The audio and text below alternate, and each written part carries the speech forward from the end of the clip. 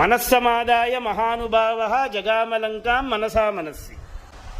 மனசால என்ன பண்ணார்? மனஸ்வியா இருக்கக்கூடிய ஆஞ்சநேயர், மகானுபாவனான ஆஞ்சநேயர் லங்கைக்கு எப்படி போய் சேர்ந்தார்? மனசால போனார். அந்த மனசால போறதுக்கு அவருக்கு என்ன பண்ணினார்?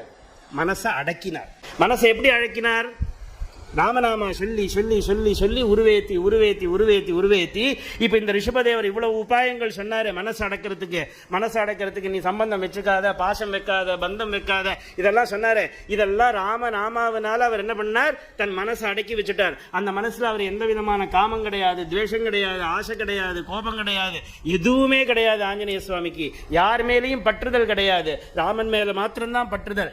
அப்படி மனசை அடக்கினதுனால டைட்டில் கொடுக்கிறார் பாருங்க. இவர் யாரு? மகானுபாவன். இவருக்கு மகான்னு டைட்டில் கொடுக்கிறார். ஆஞ்சநேயருக்கு மகாத்மான்னு டைட்டில் கொடுக்கிறார். யாரு மகானாக ஆக முடியும்? மனசை எவன் அடக்கியிருக்கானோ அவன் தான் மகானாக ஆக முடியும்.